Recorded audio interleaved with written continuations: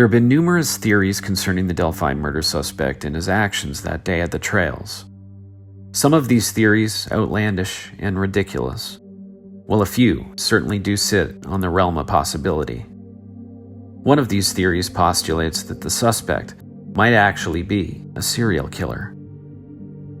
Let's take a few moments to analyze why I believe that it's extremely possible and even likely that the murder in Delphi is not the killer's sophomore act. I'm Matt Sullivan, and welcome to Crime Dive Investigates.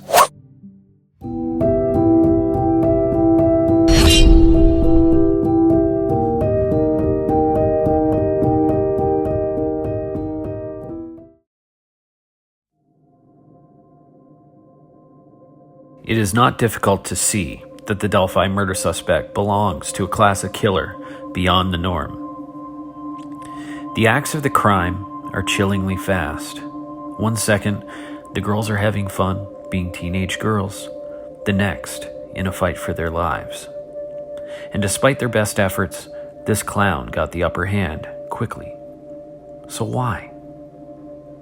As Doug Carter asked in the first major press conference in 2017, why Libby and Abby? Why on that day? Why in Delphi?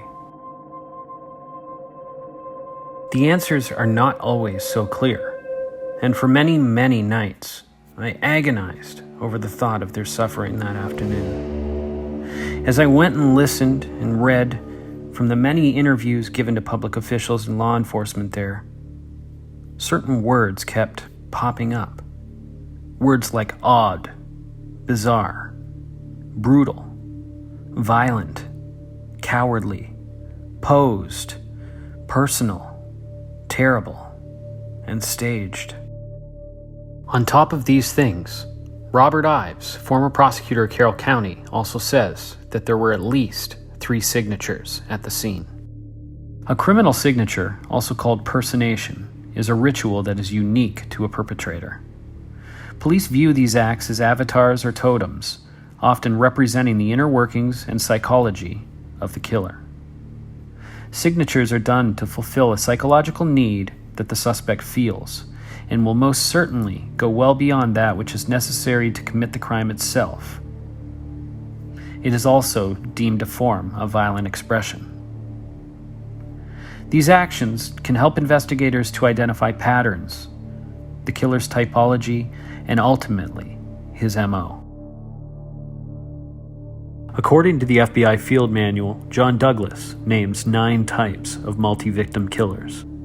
The first type are those deemed organized killers. This type accounts for less than 3% of serial killers.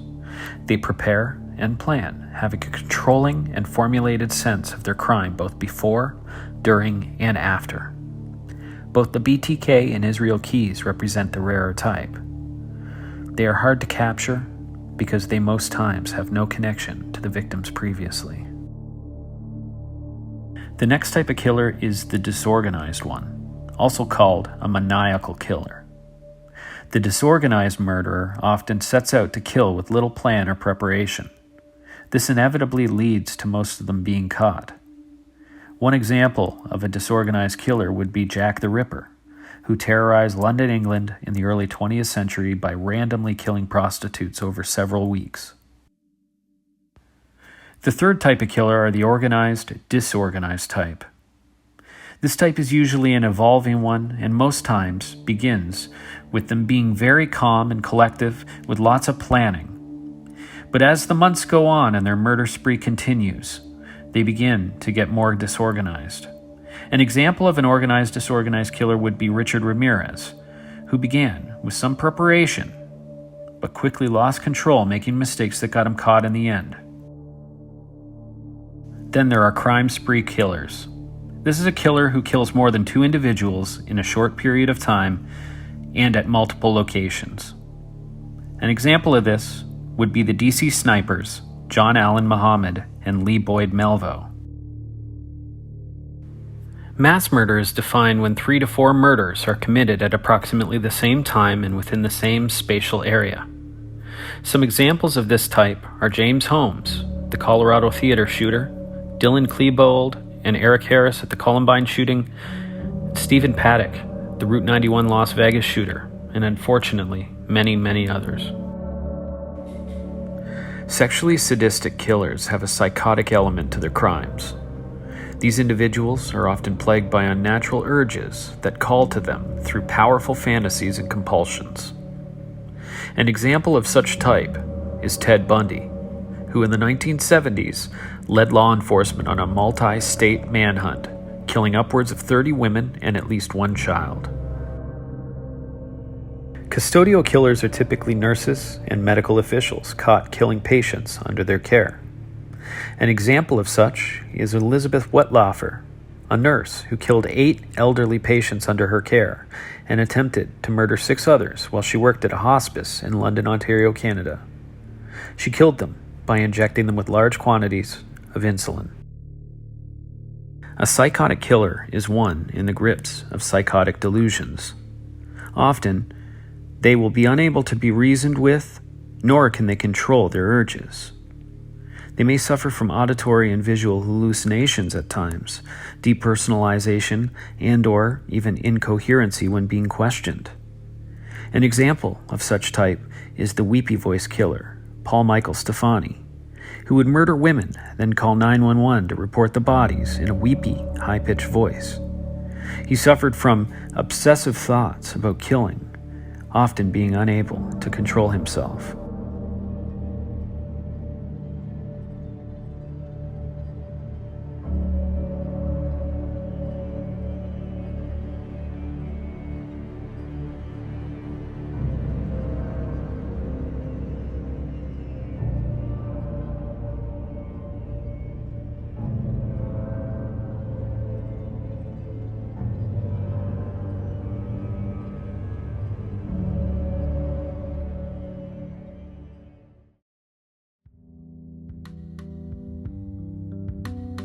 First, it's important to understand the differences between posing and staging.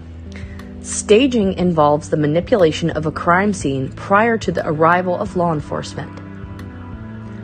This could include moving things at the scene, removing or placing items at the scene, or even moving the body. Its main purpose is to convolute the investigation and oftentimes attempt to point away from the most obvious perpetrator. More often than not, a murderer who stages a scene has some kind of relation to their victim, knowing personal things about them, and often will insert themselves into the investigation or be overly helpful in an effort to protect themselves.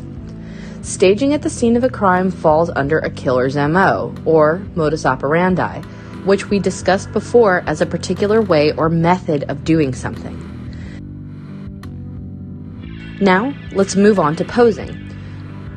When killers pose the bodies of their victims, oftentimes this act has to do with the killer receiving sexual and/or emotional or psychological gratification. This falls under a more hedonistic category than staging does. Posing of victims' bodies falls under the category of a killer's signature. A signature can be defined as a, quote, ritual, pattern, or behavior that explains what the murderer wants or why they kill.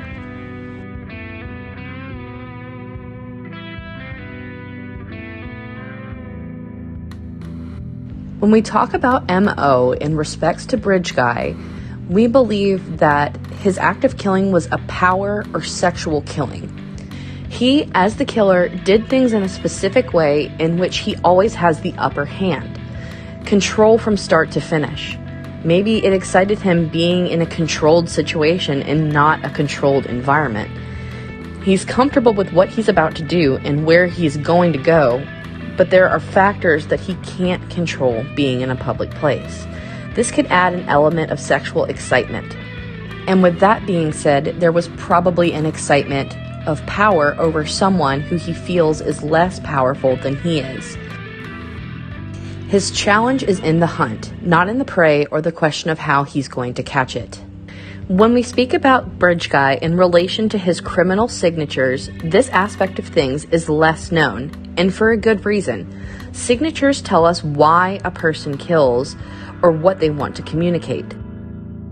Law enforcement has kept this very close to the vest, hopefully for a good reason. These are intimate details that only the killer or someone close to the killer should know. We believe that law enforcement are using this to distinguish which leads to follow up with. We can, at this point, only speculate what the signatures of this crime could be. Former Carroll County prosecutor Robert Ives stated that there were at least 3 signatures present at the crime scene. Was it the fact that there were 2 victims? Was it something to do with the bodies and what happened to them post-mortem? The way that they were left or posed? And more importantly, had any law enforcement agency seen something similar before?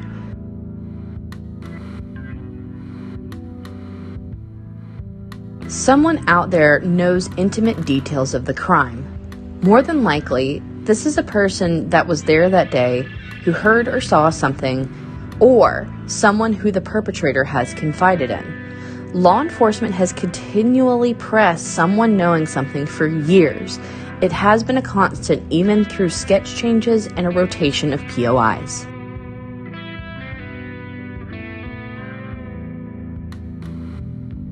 It doesn't take a rocket scientist to see that the Delphi murder suspect encompasses many aspects of what we just presented quite easily.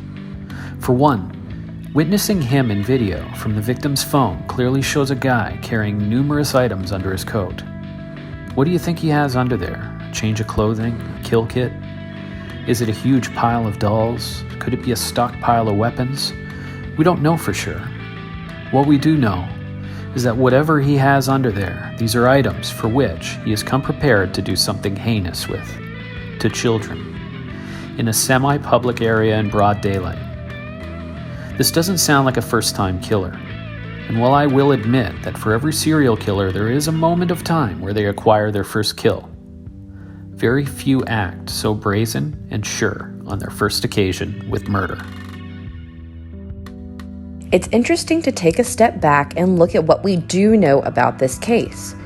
Bridge Guy's choices appear to be anything but conventional, if murder can at all be said as such. To Matt and me, it seems as if the suspect executed his plan in a way that seems almost detrimental to success. Several oddities that seem to stand out are the fact that Bridge Guy seemingly stuffs his jacket filled with what we assume are items for a kill kit.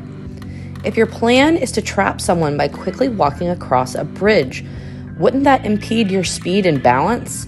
Why not at least use a backpack? With that being said, if the premeditated plan was to get them back over to the north side for the murder, and Ron Logan's property was picked ahead of time, why not just stash the items somewhere close to the kill site? And of course, the frequently asked question, why did he walk them through the water? All of those factors are puzzling, and we ask ourselves, were they part of the staging process? And the answer is probably not, only due to the fact that what he did not pre-plan was being filmed. Without the footage, we would not know even half of what we do about this case today. Many serial killers share a sheer disconnect from the world. They often do not realize how particular or strange their compartmentalization and reasoning for their behavior makes them seem to the outside world. They are someone who is long lost, someone not just beginning, but caught up in their own strange behavior. Even the most organized killer can end up disorganized, reckless, in their own sad world, and eventually, and most importantly, it can end up with them getting caught. Maybe after 5 years, it's time to finally admit that Lesenby and the many other corrupt public officials who have been appointed there get removed. It's time for new eyes and accountability. Stop using the trails and the Repairing the Bridge Fund to steal state dollars and crooked land deals. It's time for transparency from these appointed officials. And only then can justice truly prevail and we can catch this guy. Thank you for watching.